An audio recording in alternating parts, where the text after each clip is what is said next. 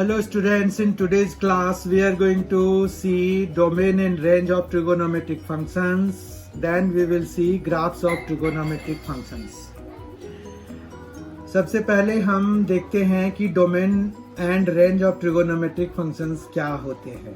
ठीक है, तो उसको देखने के लिए हम यहाँ पर एक सर्कल बनाते हैं और एक सर्कल यूनिट सर्कल बनाते हैं। जैसे हमने ट्रिगोनोमेट्रिक फंक्शंस को डिफाइन कराने के लिए एक सर्कल बनाया था, तो एग्जैक्टली वही सेम, क्योंकि हमें उसका रेंज और डोमेन पता करना है तो हमें जो है वही सर्कल की जरूरत है।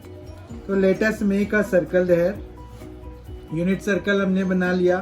तो ये 1 0, ये 0 1, ये -1 0 और ये 0 -1 रिप्रेजेंटेड होगा।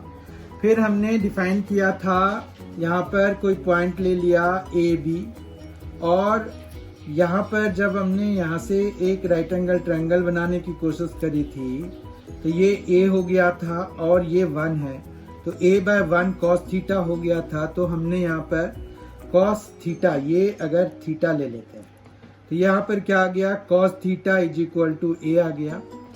अब अगर आप यहाँ पर देखें और साइन थीटा भी देख लेते हैं, तो साइन थीटा यहाँ पर इसी तरह से b हो जाएगा, क्योंकि b/1 साइन थीटा के बराबर होता है। ये हमने 10th क्लास में पढ़ा था कि perpendicular by hypotenuse gives us sine theta and base by hypotenuse gives us cos theta. तो ये हमारे पास कॉस थीटा और साइन थीटा की वैल्यूज आ गई। ठीक है बात। उसके बाद अगर हम देखें तो a की वैल्यू कहाँ से कहाँ तक जा सकती है, तो ये पॉइंट चूंकि सरकमफ्रेंस पे ही मूव करेगा तो इसकी वैल्यू मैक्सिमम 1 और मिनिमम -1, क्योंकि a यहीं पर वेरी करेगा। तो हमारे पास यहाँ पर क्या है कि since -1 less than equal to a less than equal to 1 है, तो इसका मतलब है कि -1 less than equal to cos theta less than equal to 1 हो गया। तो हमारे पास cos थीटा की रेंज जो है वो -1 से 1 के बीच आ गई। ठीक है, इसी तरह से -1 less than equal to b less than equal to 1 है, तो यहाँ पर -1 less than equal to sine theta less than equal to 1 हो गया। ठीक है, आपको समझ में आ गया। तो साइन थीटा का भी रेंज हमारा -1 और 1 के बीच में हो गया। ठीक, उसी तरह से अब यहाँ पर अभी जैसे हमने जब डिस्कस किया था ट्रिगोनोमेट्रिक फंक्शंस के बारे में, तो हमने यहाँ पर जैसे अगर मान रखिए कि हम -थीटा चले, तो यहाँ पर जो है -थीटा के लिए हमें जो है क्लॉकवाइज डायरेक्शन में चलना होता है, तो ये -थीटा भी हमारा हो गया। इस तरह से हम इधर की तरफ बढ़ सकते हैं और इधर की तरफ भी बढ़ सकते हैं। तो मतलब हम माइनस में भी कितनी बारी राउंड लगाते जाएंगे तो वो वैल्यूज बढ़ती जाती है हमारे पास। तो यानी कि हम, मेरे कहने का यहाँ पर मतलब है कि थीटा की वैल्यू हम कोई भी रियल नंबर ले सकते हैं। तो इसका मतलब है कि थीटा जो है वो रियल नंबर है, यानी कि जो साइन फंक्शन है और जो कोसाइन फंक्शन है उनका जो डोमेन है वो पूरा रियल नंबर है। ठीक है, अब साइन थीटा का जो रेसिप्रोकल होता है वो होता है कॉसेक थीटा। तो कॉसेक थीटा में हमारे पास ये हो जाता है 1/sin थीटा। फिर अब डोमेन में भी हमें कुछ काट छांट करनी पड़ेगी, क्योंकि साइन थीटा हमेशा नॉन जीरो नहीं होता है। तो वो कब जीरो होता है वो वैल्यूज हमें रियल नंबर में से हटाना पड़ेगा और वही फिर डोमेन बन जाएगा। तो यहाँ पर थीटा की वैल्यू क्या हो सकती है, तो पूरा रियल नंबर ले सकते हैं और हम यहाँ पर n इसमें माइनस कराएंगे और n हमारा इंटीजर्स के बराबर होगा। तो इस तरह से हमारे पास डोमेन ऑफ कॉसेक थीटा वो जो है वो आएगा real number -n belonging to sec. इसी तरह से हमें पता है कि जो सेक थीटा होता है वो हमारा 1/cos थीटा होता है। Again the same thing with the cos theta. cos theta हमेशा नॉन जीरो होता है, ये बात नहीं है। तो हमारे पास यहाँ पर थीटा की वो सारी वैल्यूज हटानी पड़ेगी जिसके लिए cos थीटा 0 होता है to get the domain of sec theta. तो ये हो जाएगा, हमें पता है कि cos थीटा जो है ऑड मल्टीपल ऑफ π/2 जिसको कि हम 2n+1 इंटू π/2 लिखते हैं, उस पर ये नॉट डिफाइन, वो 0 हो जाता है cos थीटा। तो as a result sec theta will become not defined. As a result वो हमारे डोमेन का पार्ट नहीं होगा। तो मतलब theta is equal to r minus 2n+1 π/2, odd multiple of π/2 हुआ, क्योंकि 2n+1 हमेशा किसी भी इंटीजर के लिए ऑड इंटीजर ही देगा। तो इसलिए ये जो है ऑड मल्टीपल ऑफ π/2 हमने उसके डोमेन में से, रियल नंबर्स में से हटा दिया। तो हमारे पास sec थीटा का डोमेन ये आ गया। अब बात रही कि रेंज कितना है। तो cosec थीटा के रेंज के लिए हम क्या करेंगे? तो यहाँ पर अगर आप देखें तो साइन थीटा का रेंज कितना है? -1 से 1 के बीच है। अब हम अगर किसी नंबर को -1 से 1 के बीच के नंबर से डिवाइड कराते हैं तो हमारे पास कोई भी नंबर आएगा वो -1 और 1 के बीच में नहीं आएगा, वो हमेशा उसके बाहर आएगा। मतलब हमारे पास जो cosec थीटा की वैल्यू आने वाली है वो -1 या उससे छोटा, या फिर हमें cosec थीटा की जो वैल्यू आने वाली है वो 1 या 1 से बड़ी आने वाली है। -1 या -1 से छोटी और 1 या 1 से बड़ी आने वाली है। तो इस तरह से हमारे पास cosec थीटा के लिए रेंज कितना हो जाएगा? -∞ से -1, -∞ we never include, and union लगाना पड़ेगा क्योंकि ये दो डिसजॉइंट सेट्स हैं, और इस तरह से हम लिखेंगे। ठीक है, इसी तरह से हमारे पास sec थीटा के लिए क्या करेंगे? sec थीटा में भी वही सेम बात है कि sec थीटा में भी हमारा, क्योंकि cos जो है -1 से 1 के बीच में लाई कर रहा है, तो sec थीटा जो है वो 1/cos है, तो ये -1 या -1 से छोटी वैल्यू देगा, या फिर यहाँ पर जो sec थीटा है वो 1 या 1 से बड़ी वैल्यू देगा। तो इस तरह से हमारे पास जो है sec थीटा का भी रेंज जो है वो कुछ इसी तरह का आ जाएगा, सेम ही आ जाएगा जो cosec का है। ठीक है, तो ये आ गया -∞ से -1, यूनियन 1 to ∞। अब हम tan थीटा और cot थीटा की बात अगर करें तो tan theta is equal to होता है sin theta by cos theta. ठीक है, अब इसके लिए जो cos थीटा चूंकि नीचे आ गया, तो जो sec वाला है वही हमें लेना पड़ेगा। तो डोमेन हमारा क्या आ जाएगा? Real number -2n+1 into π/2, n belonging to z। ठीक है, और इसका जो रेंज है वो क्या हो जाता है? -∞ से ∞ हो जाता है। ठीक है, इसी तरह से cot थीटा में जो है, cot थीटा में हमारे पास ये cos theta by sin theta होता है। तो जो sin थीटा के लिए हमने यूज करा है तो वही इसका भी डोमेन हो जाएगा। ये हो जाएगा r माइनस n⁻, और n बिलोंगिंग टू z। ठीक है, जबकि रेंज जो है हमारा ये -∞ से ∞ आ जाएगा। तो हमने ये देख लिया कि डोमेन और रेंज ऑफ ट्रिगोनोमेट्रिक फंक्शंस क्या हैं, कौन कौन से हैं, क्या sine, cos, tan, cot, sec, cosec के डोमेन और रेंज कौन से हैं वो हमने देख लिया। अब नेक्स्ट सेक्शन में हम इनके ग्राफ्स बनाएंगे। For graphs of any function and specially for trigonometric function, what we need two things there. One is the values of the function at some prominent points. So what we need here, value of trigonometric functions,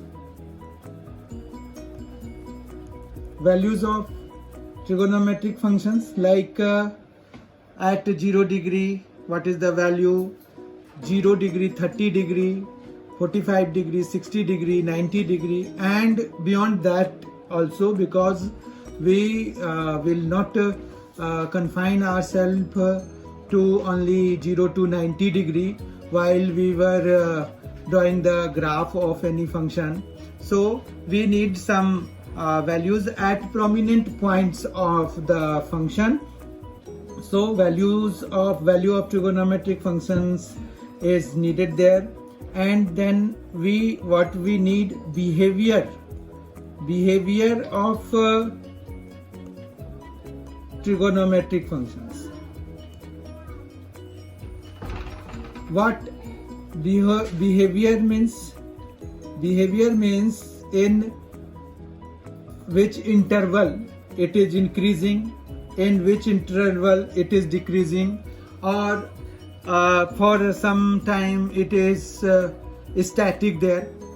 तो यहाँ पर ये है कि graphs of trigonometric functions बनाने के लिए हमें दो चीजें चाहिए, वैल्यू ऑफ ट्रिगोनोमेट्रिक फंक्शंस चाहिए और बिहेवियर ऑफ ट्रिगोनोमेट्रिक फंक्शन, कि ये कौन से इंटरवल में इंक्रीज कर रहा है, कौन से में डिक्रीज कर रहा है.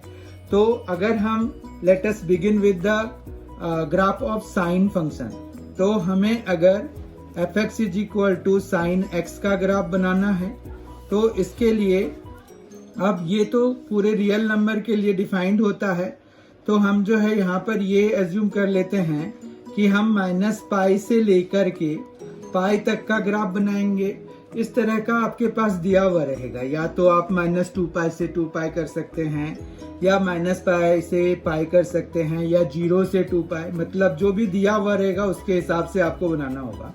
तो इसमें अगर हम देखें तो हमारे पास जो साइन का ग्राफ होगा वो कुछ इस तरह का होगा कि यहाँ पर जैसे अगर ये 0 है तो यहाँ पर हम कुछ इस तरह से सपोज कर लें कि ये π/2 है, फिर ये -π/2 है, ये -π है, इसके बियॉन्ड भी जाएगा ये, फिर इधर आ जाएगा π/2, फिर इधर आ जाएगा π, फिर इधर आ जाएगा 3π/2, फिर इधर आ जाएगा 2π. इसी तरह से यहाँ पर भी -3π/2 आ जाएगा, फिर यहाँ पर -2π आ जाएगा, और ये चलता रहेगा.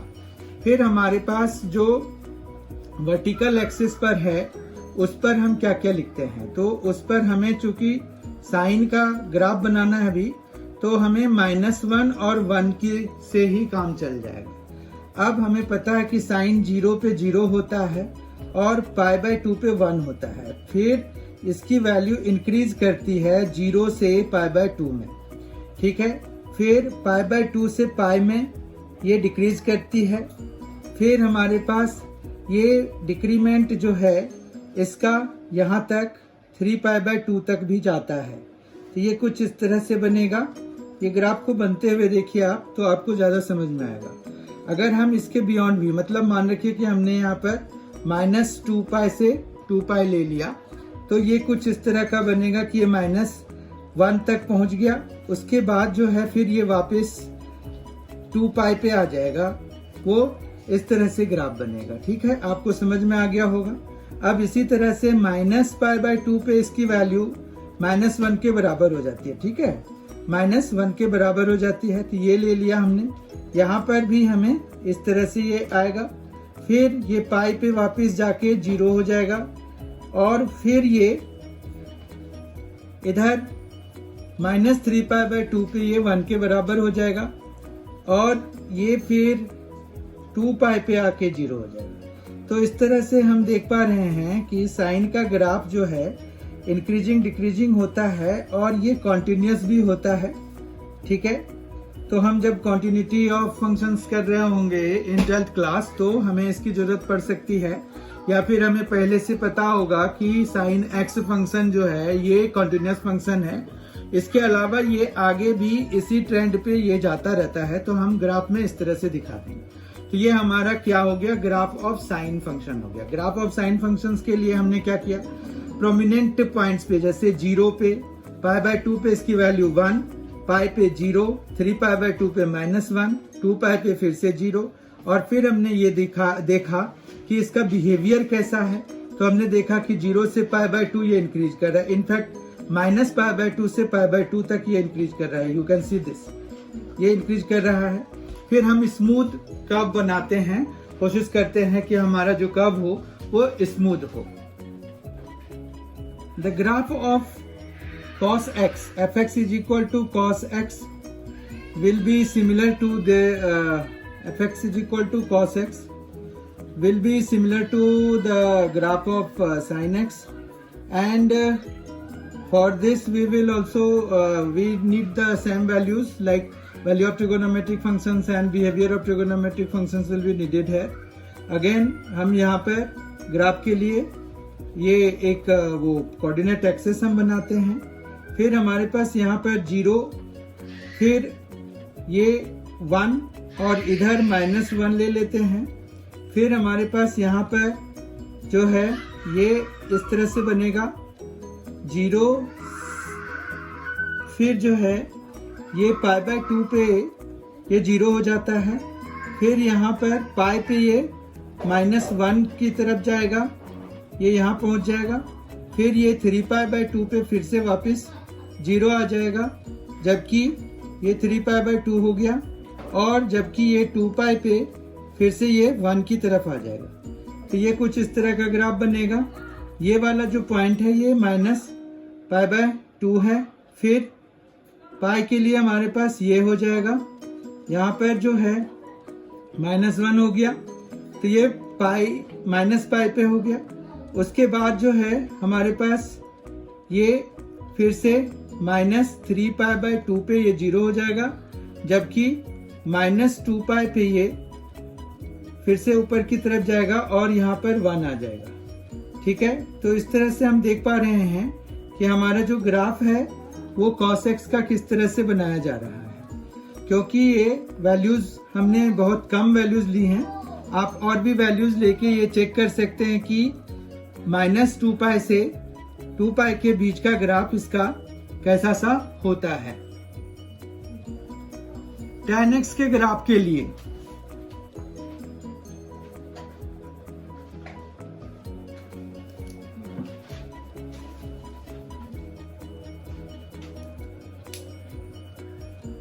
tan x के ग्राफ के लिए भी हमारे पास इसी तरह का सिमिलर अप्रोच ही काम आता है।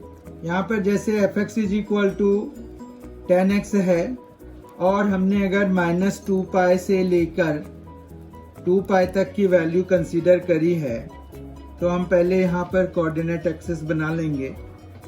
कोऑर्डिनेट एक्सेस पे हमारे पास यहाँ पर 0 होगा।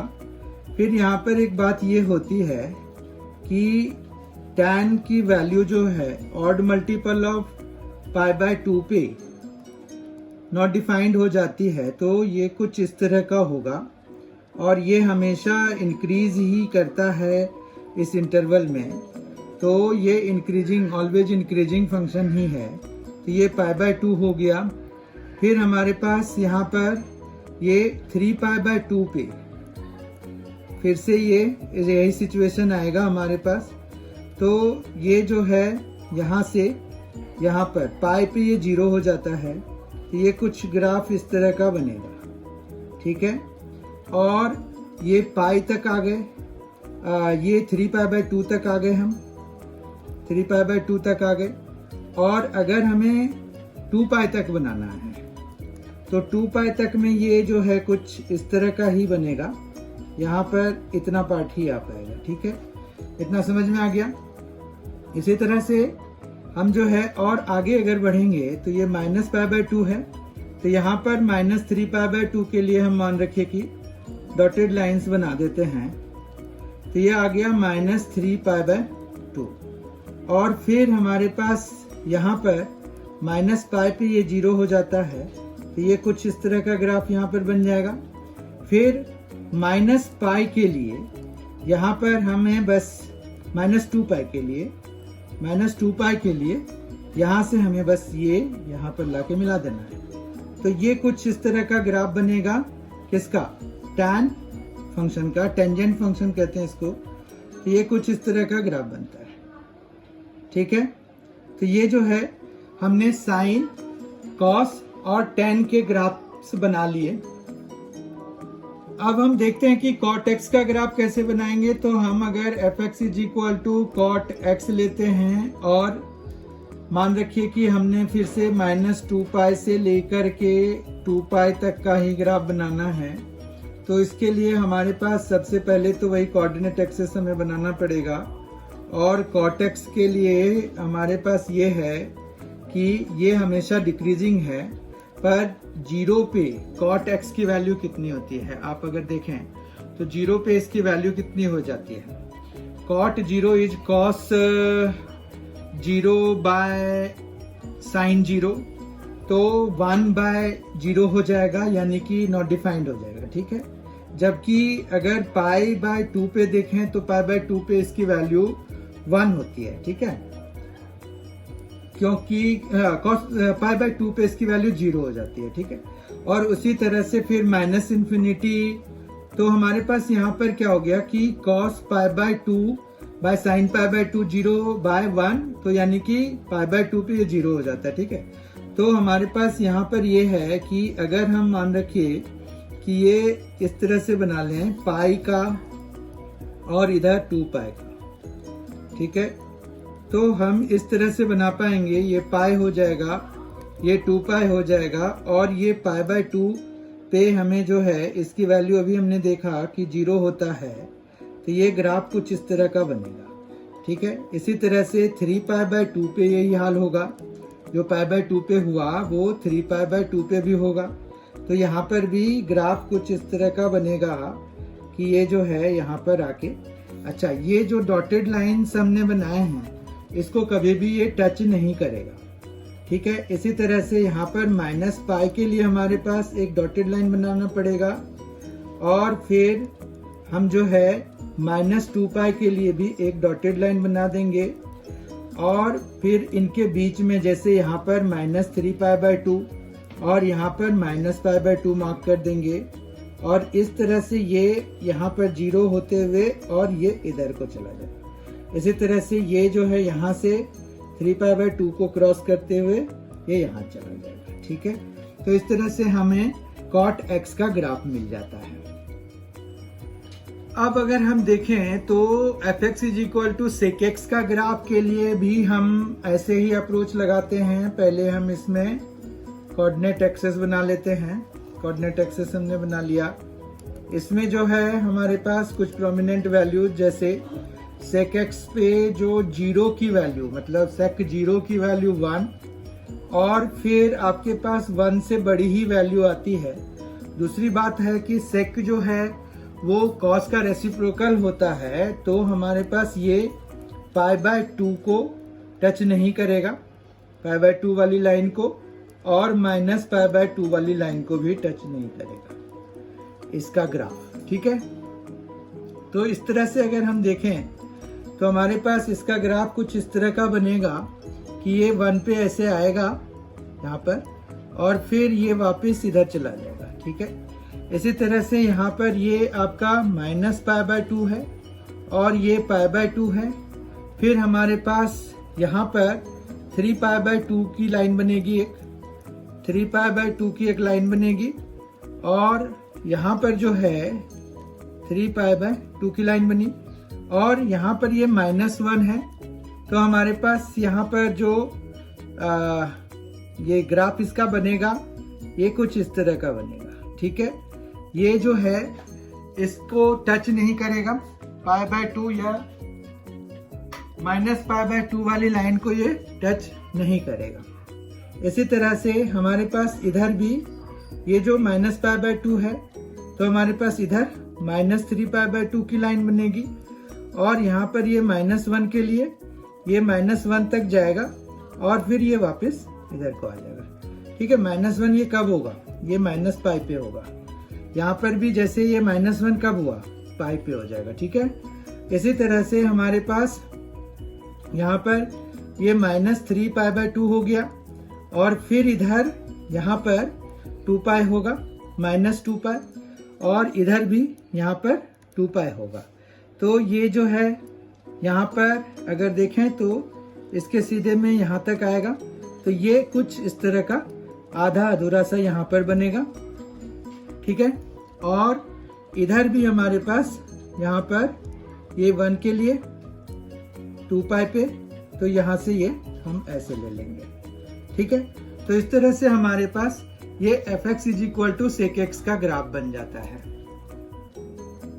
अब f x is equal to cosec x का ग्राफ हम देख लेते हैं -2π से 2π के बीच में। उसके लिए भी हमें यहाँ पर एक वर्टिकल लाइन फिर एक हॉरिजॉन्टल लाइन बनाना पड़ेगा और फिर हमें वैल्यूज ध्यान रखनी पड़ेगी कि कॉसेक का जो रेंज है, बेसिकली हम रेंज के बेसिस पर ही सारे ग्राफ्स बना रहे होते हैं। तो अगर हम देखें तो यहाँ पर क्या हो रहा है, π/2 पे ये 1 बनेगा, जबकि पाई पे ये हमारे पास कुछ इस तरह का आएगा। ठीक है, पाई पे ये नॉट डिफाइंड हो जाता है और ग्राफ कुछ यहाँ पर अगर हम 1 ले लें तो 1 पे जाएगा, ये कुछ इस तरह का बनेगा। तो जिस तरह से सेक का ग्राफ बना था exactly on the same line ही बनेगा हमारे पास। ये पाई हो गया, फिर यहाँ पर 2π वाली लाइन बन जाएगी और 2π के केस में ये नीचे को बनेगा और यहाँ पर जैसे ये -1 लिया तो -1 यहाँ पर है, जो कि ये कब आ जाएगा, 3π/2 पे आ जाएगा। तो ये कुछ इस तरह का ग्राफ बनेगा। ठीक है, इसी तरह से हमारे पास यहाँ पर जो है ये कुछ इस तरह का होगा कि ये जो है यहाँ पर -1 तक जाएगा और ये यहाँ से फिर वापस इस तरह से आ जाएगा और ये हो गया -π के लिए। और -2π के लिए वाली भी एक लाइन बनेगी यहाँ पर और फिर उस केस में भी यहाँ पर 1 और ये कुछ इस तरह का बनेगा। ठीक है, तो अगर हम यहाँ पर देखें तो यहाँ पर हम क्या ले सकते हैं, -3π/2। इसी तरह से यहाँ पर -π/2, ये π/2, 3π/2 और 2π तो हमने ले ही लिया। तो ये कुछ इस तरह का ग्राफ बनता है, जो कि अगर आप देखें तो 1 और -1 के रेंज से बाहर ही बनता है। मतलब अगर यहाँ पर एक स्ट्रिप हम बना लें तो -1 और 1 के से बाहर को ग्राफ बनेगा कॉसेक एक्स का। ठीक है, तो हमने कॉसेक एक्स का भी ग्राफ देख लिया। तो इस तरह से हमने 6 ट्रिगोनोमेट्रिक रेशियोज का ग्राफ कैसे बनाया जाता है वो देख लिया। और अब हम ये देखते हैं कि अगर जैसे हमने साइन एक्स का ग्राफ लिया था तो साइन एक्स में अगर हमने एंगल को बढ़ा दिया, मतलब एंगल हमने एक्स की जगह 2x ले लिया, तो क्या चेंजेस आएगा।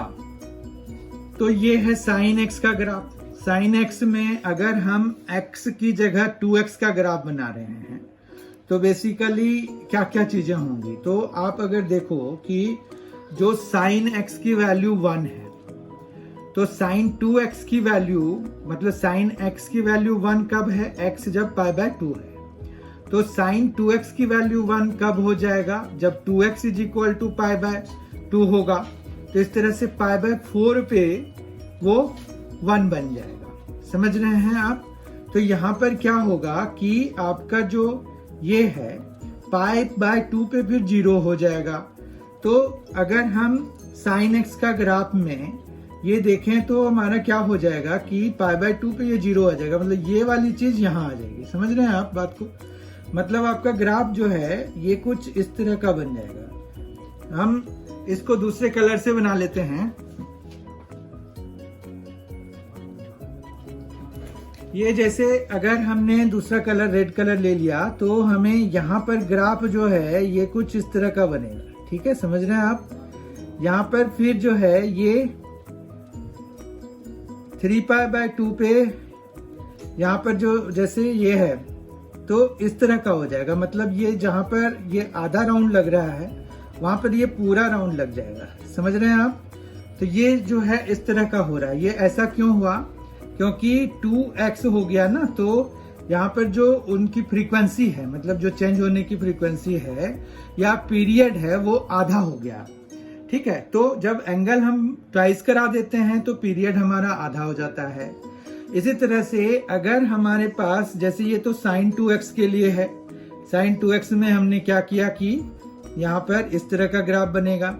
फिर यही चीज यहाँ पर ये 3π/2 पे फिर से ये वापस आ जाएगा और जबकि ये फिर से यहाँ पर 2π पे ये वापस यहाँ पर आ जाएगा। तो इस तरह से ये जो है ये फिर ये π/2 पे इस तरह से इस नेगेटिव साइड भी इस तरह का बन जाएगा। समझ रहे हैं। तो ये कुछ ऐसे ही वैल्यूज हमारे पास बनने लग जाते हैं और ये sin 2x हो गया। अब यहाँ पर अगर सामने में कोई नंबर यहाँ पर अगर आ जाए तो क्या होगा, तो फिर इसकी लेंथ यहाँ पर बढ़ जाएगी। जैसे 2 से अगर हमने मल्टीप्लाई करा दिया तो अब क्या होगा कि sin π/2 पे इसकी वैल्यू 2 तक चली जाएगी। तो ये जो चीज है यहाँ पर पीक जो है वो पीक अब यहाँ पर बनेगा, उसका पीक ट्वाइस हो जाएगा। तो ऐसे ही चेंजेस आपको बाकी जगहों पे भी होगा। साइन और कॉस में ये दिखता है, बाकी जगहों पे ये जो है सिर्फ ये वाली, जैसे अगर हम 10x का ग्राफ लें उसमें हमने tan 2x कर दिया तो ये जो है यहाँ पर चीजें, जैसे हमारा ये पूरा राउंड यहाँ पर लग रहा है तो अब क्या होगा कि π/4 से π/4 पर ही लग जाए, -π/4 से π/4 पे ये बनने लग जाएगा। ठीक है, तो पीरियड वहां पर भी आधा हो जाएगा। Remember, period for sin x is 2π, cos x is 2π, जबकि tan x के लिए पीरियड पाई होता है। ठीक है, तो हमारा पाई में वहां पर चेंज होता है। अगर आप ग्राफ पे देखें तो ग्राफ में भी ये जो है अपने स्ट्रक्चर को कितने टाइम के बाद रिपीट कर रहा है उससे भी आपको पीरियड का पता चल जाता है। ठीक है, तो ये ग्राफ के बारे में है। आई होप कि आपको के जितने भी ग्राफ से रिलेटेड डाउट्स हैं, ग्राफ ऑफ ट्रिगोनोमेट्रिक फंक्शन से रिलेटेड डाउट हैं, ये सारे इस वीडियो लेक्चर के बाद क्लियर हो जाएंगे, हो गए होंगे। आपने इसे बहुत ध्यान से देखा। Thank you so much. Thank you for being with us. Thanks a lot.